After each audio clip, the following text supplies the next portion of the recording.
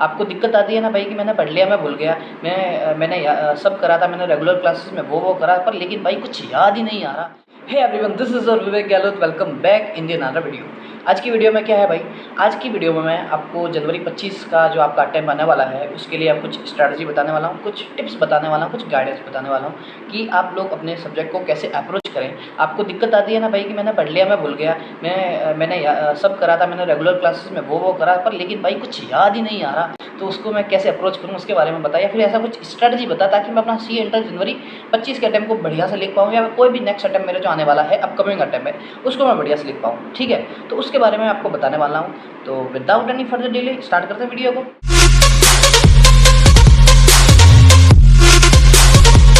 तो सबसे पहले भाई साहब मैं ये लिख के लेके आया हूँ, क्योंकि मैं खुद गजनी हूँ, मुझे याद नहीं रहता कि भाई बताना क्या है। ठीक है, तो बोलते बोलते मैं कहीं और चला जाता हूँ, तो लिख के लाना बहुत ज़रूरी है। ठीक है, तो देखो सबसे पहले एक चीज़ बता दूँ कि ये जो चीज़ें हैं मैं सिर्फ सीए इंटर ग्रुप 1 के बारे में बताने वाला हूँ, क्योंकि भाई साहब ने खुद ने ग्रुप 1 क्लियर करा है और ग्रुप 2 का एग्ज़ाम अभी सितंबर में दिया है, तो वो कैसे बताएगा ग्रुप 2 के बारे में ना। तो ग्रुप 1 के बारे में मैं आपको बताने वाला हूँ कि ग्रुप 1 के सब्जेक्ट को आपको कैसे अप्रोच करना है। एक बार पास हो जाऊँ ग्रुप 2 तो उसके बारे में बता दूँगा।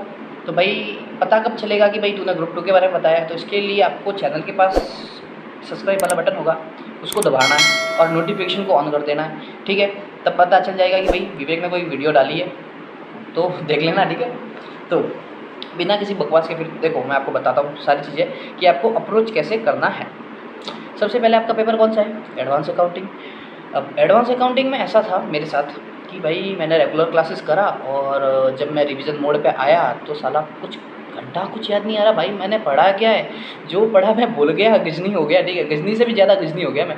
मतलब हुआ ऐसा, कुछ ऐसा सीन हुआ था कि मैंने रेगुलर क्लासेस में एक एक ICI मॉड्यूल को, जो भी एक्स्ट्रा मॉड्यूल थे सबको एक एक सॉल्व करा, और लास्ट टाइम में आते आते भूल गया, मतलब बिल्कुल कुछ याद ही नहीं आया। तो करना क्या, तो भाई मैंने क्या करा पता है, फिर सारे सब्जेक्ट को देखा। तब तो पहला अटेम्प्ट तो वैसे ही निकल गया था, मैंने फालतू का बकवास में निकल गया था, फेल हो गया था। तो आप क्या कर सकते हो भाई, सुन, अभी जो तू पढ़ रहा है, ठीक है, जो भी तू पढ़ रहा है, एडवांस अकाउंट में बता रहा हूँ, जो भी तू पढ़ रहा है उसको रिवाइज कर डेली। ठीक है, रिवाइज कर। जैसे आज मैंने चैप्टर अमलगमेशन पढ़ा है, ठीक है, या फिर मैं फ्रेश स्टार्ट कर रहा हूँ अमलगमेशन को, तो आज मैंने जो पढ़ा तो कल फिर से तू पढ़ने बैठेगा तो अमलगमेशन में तूने आज क्या पढ़ा था उसको फिर से रिवाइज कर। ये स्ट्रैटेजी मैंने इस बार फॉलो करी, इसलिए मैं जो पढ़ रहा था वो मुझे रिटर्न रहने लगा कि हाँ भाई मैंने कल ये पढ़ा था, तो इसके साथ वो, मतलब उसको क्या बोलते हैं, कम्युलेटिव रिवीजन बोलते हैं ना, क्यूमुलेटिव। तो क्यूमुलेटिव रिवीजन कर। आज जाने मैं से अमल कमीशन पढ़ा, अमल कमीशन का एक टॉपिक पढ़ा या एक प्रोविजन पढ़ा, तो उसको नेक्स्ट डे फिर से रिवाइज कर, जिससे तेरा क्या होगा, वो चीज़ें भूलेगा नहीं तू। ठीक है, तो एडवांस अकाउंट में चैप्टर के लिए, एडवांस अकाउंट में चैप्टर के लिए क्या करेगा, आज जो भी तू चैप्टर पढ़ रहा है, it could be financial statement, amalgamation, reconstruction, buy back, जो भी तेरे टॉपिक है ना उसको तू आज पढ़। ठीक है, फिर नेक्स्ट डे फिर से पढ़ने बैठे ना तो उसको फिर से रिवाइज कर, जिससे तेरा कम्युलेटिव रिवीजन भी होगा। ठीक है, और तुझे ज़्यादा से ज़्यादा चीज़ें रिटर्न रहेगी, समझा। फिर भाई ये तो होगी चैप्टर की बात। AS 28 AS है भाई, क्या करेगा उसका, तो AS है 28 AS है। ठीक है, तो अब उसका क्या हो सकता है, तो देख AS सारे 28 AS है, उसमें से मतलब जो एक दो चैप्टर में ना, अमलगमेशन है, रिकंस्ट्रक्शन है, इसमें तो कुछ कुछ में तो चैप्टर आ चुके हैं, तो चैप्टर के साथ तो वो तो हो ही जाएंगे। बाकी के तू क्या कर सकता है, वही चीज़ है। इसमें एक चीज़ मैं बता दूँ, ABC एनालिसिस कर। क्या करेगा, ABC एनालिसिस। AS में ABC एनालिसिस कर, इससे क्या होगा कि तू जो प्रायोरिटी वाले AS रहेंगे उस पर तू फोकस ज़्यादा कर, बाकी जो लिस्ट है उस पर फोकस कर, लेकिन हाँ कि भाई याद रख, बाकी ऐसा नहीं है कि भाई उसके पीछे पड़ जाए। ठीक है, तो ABC में जैसे A और B है तो इस पर फोकस ज़्यादा रख, इसको याद रखने की कोशिश कर, जितना याद रख सकता है उतना याद रख। C वाले कैटेगरी को याद तो रख, लेकिन इतना फोकस मत कर, बाई चांस अगर तेरी किस्मत ही खराब होगी तो आएगा, बाकी नहीं आएगा, समझा। अब ABC एनालिसिस भाई कहाँ से लाऊँ मैं, कहाँ से लाऊँ ABC एनालिसिस AS का, कहाँ से लाऊँ, तेरे टीचर ने दिया होगा, नहीं दिया तो मेरे टेलीग्राम ग्रुप में आ जा, वहाँ पे मैं आज शेयर कर दूंगा वीडियो बनाने के बाद। ठीक है, तो समझा अब क्या अप्रोच कर सकता है एडवांस अकाउंट में। चैप्टर के लिए तू क्या करेगा, चैप्टर के लिए जो भी चैप्टर आज पढ़ रहा है, जो भी है, चाहे फाइनेंशियल स्टेटमेंट में बायबैक है, रिकंस्ट्रक्शन है, अमलगमेशन है, आज पढ़ने के बाद ना उसको अगले दिन फिर से रिवाइज कर बेटा। ठीक है, बेटा नहीं भाई, ठीक है, तो भाई फिर से रिवाइज कर। ठीक है, अगले दिन फिर से रिवाइज कर, जिसके चक्कर में ना तू भूलेगा नहीं। ठीक है, तो आज पढ़ उसको, फिर कल से रिवाइज कर, फिर कल जो पढ़ा उसको परसों रिवाइज कर, तो इससे सारा कम्युलेटिव रिवीजन होता रहेगा, ठीक है। अब बात करें एएस की, तो एएस में क्या करेगा, एबीसी एनालिसिस कर, जो इंपॉर्टेंट एएस है उनको ज़्यादा से ज़्यादा याद रखने की कोशिश कर, और जो लिस्ट कैटेगरी के वाले एएस है उनको याद रखने की कोशिश तो कर, लेकिन इतना भी फोकस मत करके इसके पीछे पड़ जाए, ठीक है, समझा था, ठीक है। तो फिर एक और चीज़ है कि भाई एक ऑप्शन में रख सकता है, जो मैंने रखा था, ठीक है, वो अभी भी बता दूँ। मेरा जो ऑप्शन वाला चैप्टर था वो है ब्रांच अकाउंटिंग, ठीक है। तो जब मैंने पहला अटैम्प्ट दिया उस टाइम मैंने ब्रांच अकाउंटिंग के एक एक सम को सॉल्व करा था। उसके बाद जितने भी मैंने 2 अटैम्प्ट दिए बिल्कुल उस टॉपिक को हाथ ही नहीं लगाया, क्योंकि उस टॉपिक का ना वेटेज ही नहीं है। 6 मार्क्स के लिए आ रहा था, ठीक है, 6 मार्क्स के लिए आ रहा था और वो भी ऑप्शन में आ रहा था। तो भाई मैंने सोचा कि भाई छोड़ दे उस टॉपिक को, ठीक है। मेरे लिए ब्रांच अकाउंटिंग ऑप्शन में था, आप कोई भी एक चैप्टर ऑप्शन में छोड़ सकते हो, ठीक है, लेकिन याद रखना ऐसा टॉपिक मत छोड़ना जिसका वेटेज जाता है, ठीक है। ये समझा, एडवांस अकाउंट की बात समझी। बात करें लॉ की, भाई यही समझ में नहीं आता, law interpretation of statute, FEMA, LLP, companies act, बढ़िया है, मेरे लिए तो लॉ अच्छा लगता है मुझे।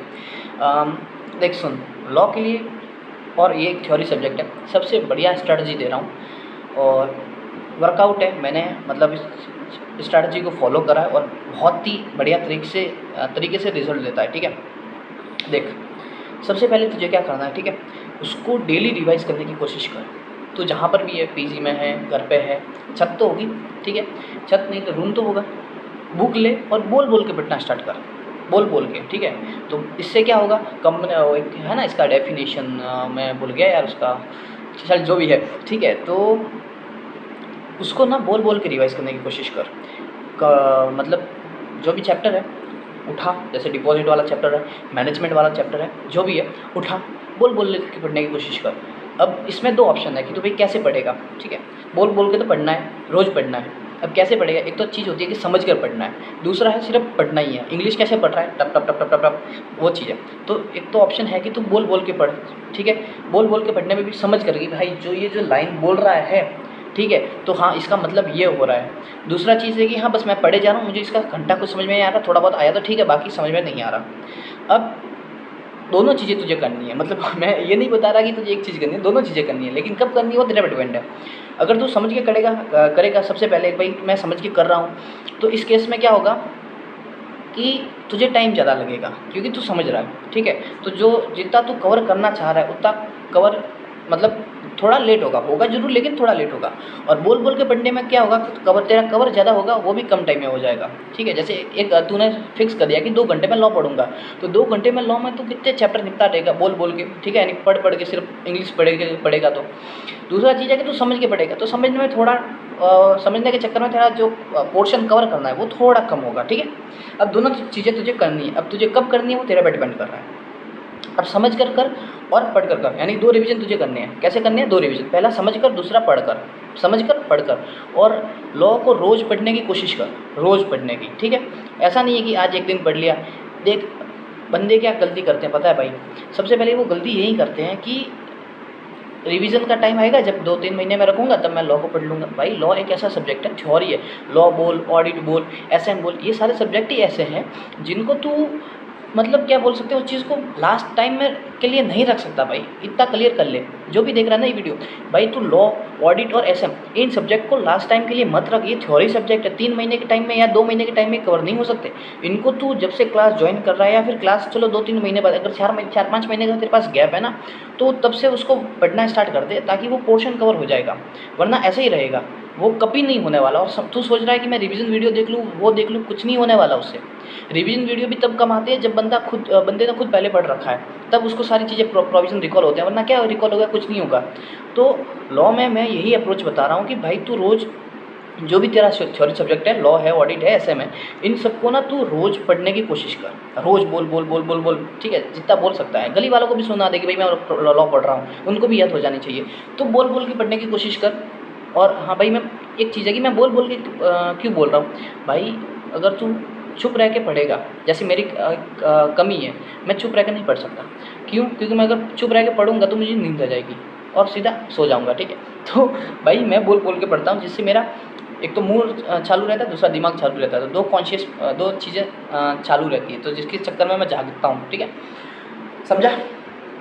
तो लॉ में क्या करेगा, सबसे पहले लॉ को बोल बोल के पढ़ने की कोशिश कर। 2 रिवीजन करनी है, पहला पढ़ कर, दूसरा समझ कर या पढ़ कर, तेरे पे डिपेंड है कौन सा चीज़ पहले करेगा तू, ठीक है।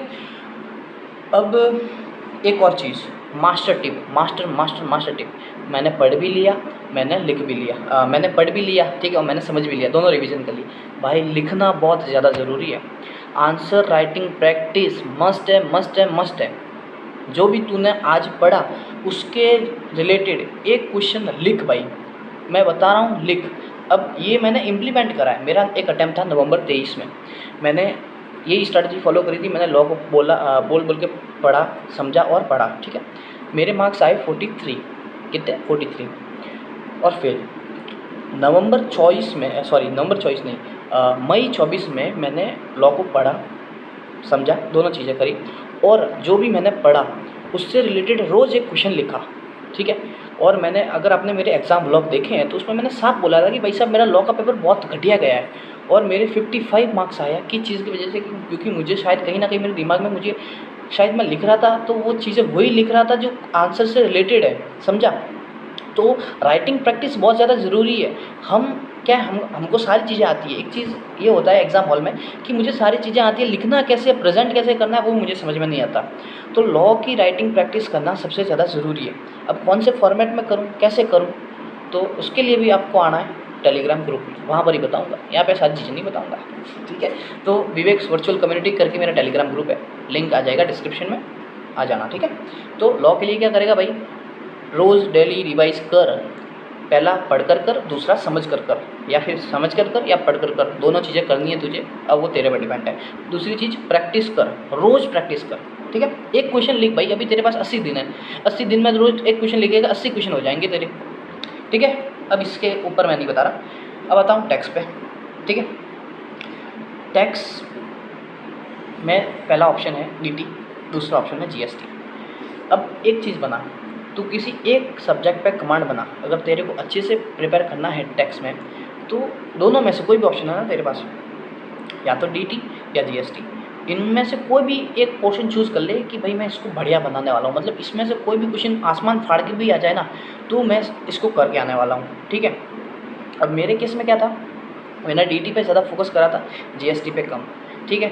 तो उसके चक्कर में अब देखो मेरे मार्क्स कितने आए थे इस बार मई 24 में, DT में मेरे पूरे टैक्स में आए हैं 62, पूरे टैक्स के पेपर में मेरे को 62 आए, यानी एग्जाम्शन है भाई साहब। और DT में 35 में से 25 मार्क्स आए हैं, MCQ में 26 आए हैं, और GST में 11 मार्क्स, समझा, दुख समझा मेरा। तो GST में 11 मार्क्स, लोग क्या करते हैं, GST को ज़्यादा फोकस नहीं करते, या फिर मतलब क्या होता है, या फिर DT को ज़्यादा फोकस नहीं करते, तो वो बैलेंस बना के रखना ज़रूरी है। लेकिन एक पोर्शन तो आप ऐसा रखो जिससे कि हाँ भाई एक पोर्शन ज़्यादा हार्ड आ गया या ईजी आ गया तो दूसरा मैं संभाल लूँगा, ठीक है। तो अब बात करते हैं DT की। तो DT में आपको कैसे मैनेज करना है, तो सबसे पहले जब भी तू रिवाइज करें, हेड वाइज जा, हेड वाइज जैसे सैलरी है, PGBP है, कैप गेन है, IFS है, तो पहले इनको निपटा एक एक करके, फिर हेड वाइज बाकी जो रिटर्न है, TDS है, सारे चैप्टर को, मतलब सारे को चैप्टर वाइज निपटा कि भाई ये एक पर्टिकुलर चैप्टर है, इनको सारों को एक बार अच्छे से निपटा।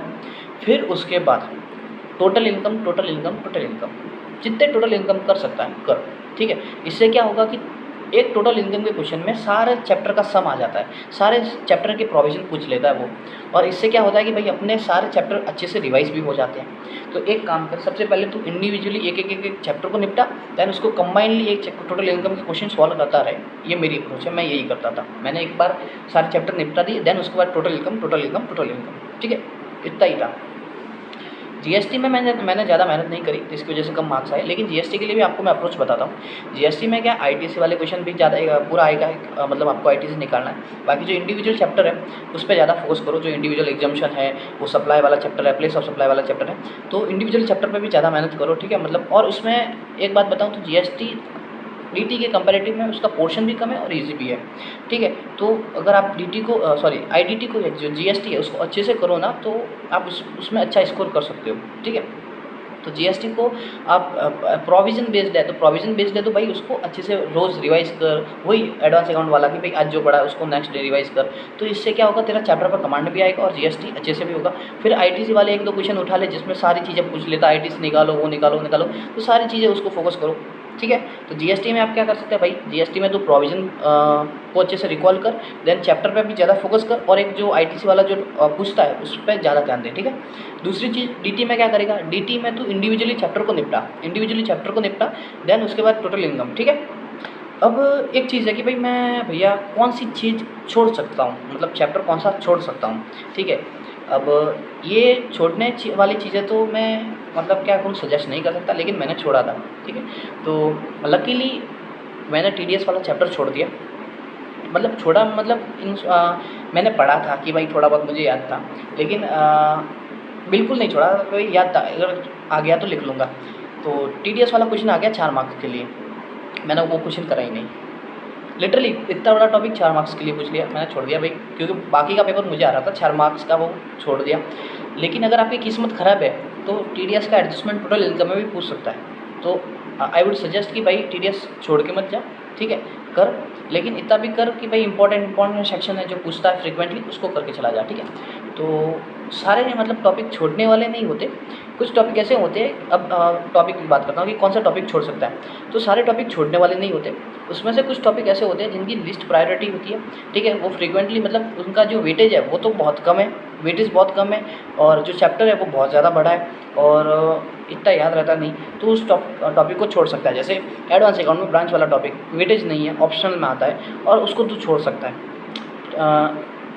अपने टैक्स में तो टीडीएस वाला टॉपिक छोड़ सकता है, मतलब छोड़ सकता है। तो भाई ऐसा नहीं है कि मैं टीडीएस छोड़ रहा, तो टीडीएस छोड़ रहा है तो उसके अलावा बाकी के टॉपिक तो अच्छे से करके जाना, ठीक है। तो ये है मेरी ओर से कुछ सजेशन, ठीक है। और क्या बचा, बाकी सारी चीज़ों को भाई अच्छे से रिवाइज़ कर, ठीक है। ग्रुप 2 के लिए मैं वीडियो बनाऊंगा जब मैं पास हो जाऊंगा, क्योंकि फर्स्ट भी rich than be a philosopher, तो बिना पास हुए कैसे ज्ञान फैल सकता हूँ, ठीक है। तो ये वीडियो लंबी हो गई है, 16-17 मिनट की वीडियो हो गई है, और आई होप कि आप लोगों को ये जो भी चीज़ें मैंने बताई है, ये इतना लिखा है मैंने भाई, ठीक है। तो ये जो भी चीज़ें मैंने आपको बताई है आप लोगों को समझ में आई होगी, पसंद भी आई होगी, और पसंद आती है तो एक पसंद को इंग्लिश में बोलते हैं लाइक, और वीडियो को करना है लाइक, ठीक है। तो लाइक करना इस वीडियो को, ताकि भाई मेरा रीच बढ़े यार, थोड़ा बहुत आदमी इतना मेहनत कर रहा है, और सब्सक्राइब करके जाना है, और दिल से एक कमेंट करना है कि भाई सही बताया है, क्या बताया लिखिएगा, सही बताया है, ठीक है। तो वो कमेंट करके जाओ। और ABC एनालिसिस चाहिए किसका, AS का, और कैसे लिखना है आंसर्स को लॉ में, वो चाहिए। तो जाओ टेलीग्राम ग्रुप ज्वाइन करो, विवेक्स वर्चुअल कम्युनिटी, लिंक आपको डिस्क्रिप्शन में मिल जाएगा। और ऐसा कोई क्वेरी है तो आप मुझे टेलीग्राम पर मैसेज कर सकते हो, इंस्टा पे फॉलो कर सकते हो, ठीक है। बाय फिर।